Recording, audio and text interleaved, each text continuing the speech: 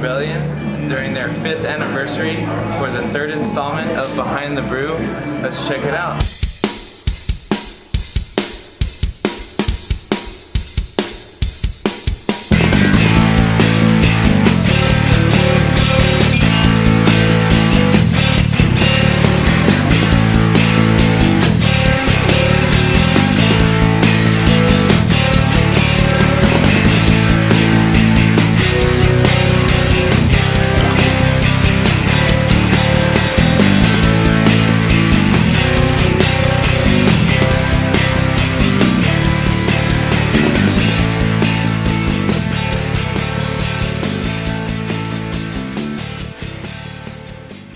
I'm Jalen here with Drink Street of Andy. Andy Sufton, Brew Rebellion. And we're gonna talk about some beers. Today we're here for the 5th anniversary of Brew Rebellion. You wanna talk a little bit about basically your backstory and how you became to be? We opened up 5 years ago in Yucaipa as Brew Rebellion. I've been brewing for over 20 years. I went to England and I was drinking milds and bitters, and they were so much better than the shit we were drinking here. So I bought a beer kit, I brought it home, I started brewing. I met Brad in 1994 and he and I started brewing. And then we brewed for a long time, off and on, and then his dad passed away, and he said, you know what, we got to start living life, we got to start eating steaks, we got to start drinking beers, we got to start, enjoying life. So well, you can. Absolutely. So we started brewing more. We brewed at his house in the summertime because he had a nice little cool back house where we could ferment our stuff in. In the wintertime when it was raining, we brewed at my house. And I had a garage, keep us nice and dry. So we started hitting it, and then we used to play poker with all these guys, and we'd just bring our beer in, just our home brews, and people, they liked it, yeah. It just got to the point where like, oh man, you guys got to do something about this. Yeah. You guys are getting good. And some of the beers we used to brew, like the Peach Honey Wheat we have on tap today, it's a little hazier version of what we used to do. We didn't do IPAs for a long time because I was never really into the West Coast style IPA. Mm-hmm. I like the English style. I like the East Coast style. I like something that's well balanced. And when we would show that to people, they'd be like, "Oh, it's not an IPA." It's like, yeah, it is an IPA.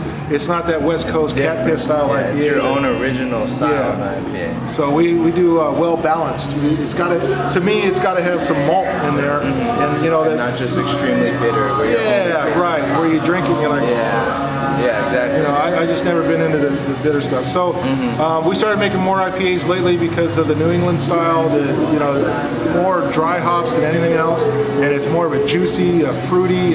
It's just, to me, it's a better tasting IPA. I noticed there's a 100 number below the BR for Brew Rebellion. What does that signify? Yeah, when we opened up, we got 100 people. And it took, we opened up 5 years ago, but it took us a few years to open up. You don't just open up. Yeah. None of our daddies were trust fund babies. I mean, we went to the swap meet. We sold the shit out of our garage. We got money for our license. We bootstrap brewing. I mean, we just had nothing. So we got, thank you. 100 people bought into our Founder Society, which is a lifelong membership. So they can come in like on a Monday night, and they get cheaper beers. They get special release stuff. That's so really our 100, and they all have a number. That's the one thing that's different about what we do. And a lot of breweries have done it afterwards, and some breweries did it before. Like The Brewery, they had their society when they started up, yeah. But ours was, you get a number. Number 66 is a guy, number 99 is a guy. Everybody has their own number that basically signifies that they were at this point of your guys' startup and when you guys were growing. And we've had people who have passed on in the last 5 years, and then, their number might be up, or we've had people who, people might quit drinking because they have an issue. So, they've actually sold their number on their own, and so now that's a new person. And then we have the Rebel Club, which is beyond that 100 numbers, but if you have 100 numbers, that's a lifelong membership, and you get, when we have anything come out, you are guaranteed to get it. So a lot of your beers, they're all really flavorful. They have a mix of fruit a mix of all these different ingredients, and it's very unique compared to other breweries because they have like the simple IPA, the simple Right. ale. So when we were drinking beers like AleSmith, they have Speedway Stout, which was phenomenal. But then they do Speedway Stout with Vietnamese coffee, and you go, oh shit, that was the bomb.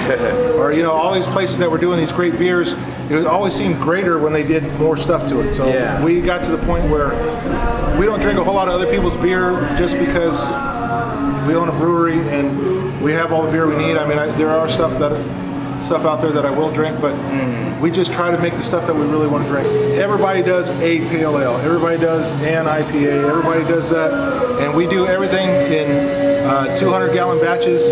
Every now and then we'll do a 300-gallon batch, but it's not really a 300-gallon batch because we split it out into two different fermenters. Our fermenters are 211 gallons.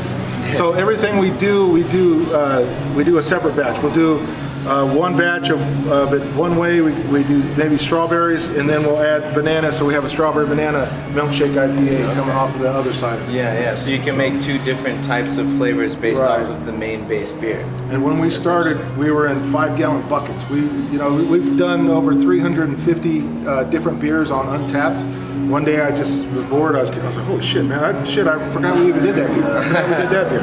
Oh my God, I forgot all about that beer. We're pretty much everywhere in Southern California and local liquor stores. Yeah, Northern California, Bevmo's. We're in Stater Brothers here, which is a big deal. When you partner with these guys and you put your products there, do you give them bottles or do you give them cans? Both. We used to do everything in bottles, everything in bottles, and then I don't know, maybe 8 months ago, we started doing a little bit of cans. Now we're doing like 85-90% cans. Oh, wow. It's a cool package. It's cool that you can go on a boat, you can go fishing, you can do all these things. But for me, like a bourbon barrel-aged stout in a bottle, can't beat it.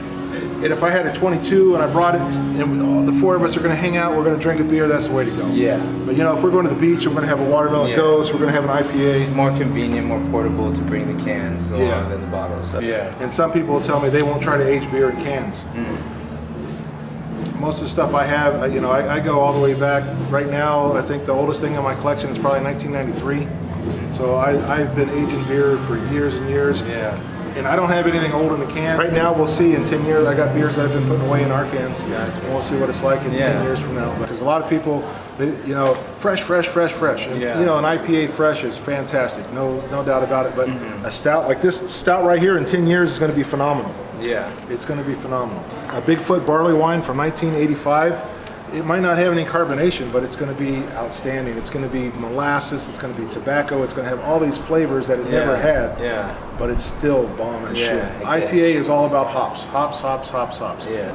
If it's a West Coast style IPA, you want to drink it as fresh as you can. In 6 months, those hops start to die off, and then there's no backbone to hold it up. The whole reason the IPA got started was because they were taking beer across over to India, and they needed to have a preservative. Then hops was that preservative. So by the time it showed up, it was still good. You could still drink it, but it would die off. But the beer that they made in like England, you had to drink that as fresh as possible. Unless it was like a porter or a stout. The more alcohol, the longer it's going to last too. Lori was talking to us about the cereal beers that you guys do, and I was going to buy one afterwards, the blueberry crunch one. Yeah, so that's blueberry cereal. The brewberry. Yeah. So we call it brewberry. Anything we do cereal in is just kind of messy and difficult, but basically we put it into some brew bags and we put it right in the boil. And then we do some stuff on the back end with it, with cereal as well. That's the one that everybody kind of gravitates towards. Oh, these guys got cereal beer. We've been on the news in Florida with our Saturday morning cartoon. People get up in the morning on a Saturday and they'll watch cartoons and they'll crack a beer and they'll take a picture of them watching it. Okay, so just for the fans out there of your guys' products, where can they find you? Bevmo's. We're in a few Stater Brothers in our local area, and we are in the best bottle shops in California. If you go into a bottle shop in California and they don't have us, all you got to do is ask for us, and you got to assume that they probably don't have a great selection.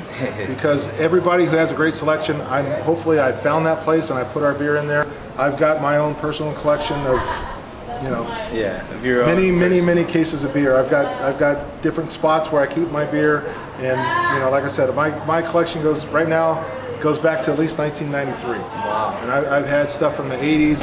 One last thing, I know you guys got a lot of events going on. You have a different event every day of the week. Yesterday you guys had that the punk rock kind of festival going on with a bunch of people, and then today your anniversary, and tomorrow we noticed you guys have some arm wrestling stuff. Yeah, over so there. if you've seen that man mountain walking around, that's Derek. He's a world championship arm wrestler.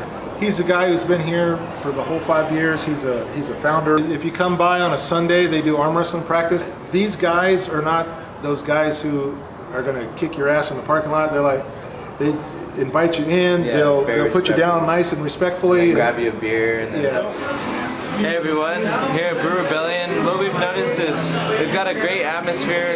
It's like a big family over here. Everybody's friendly, everybody's willing to talk. They've got some great products. They've got a little arcade area. This game right here actually was one of my favorites growing up. I used to play Hydro Thunder as a kid, but you see they've got a bunch of different attractions. They've got games, they've got beer, they've got board games, whatever you want. Come on, check it out.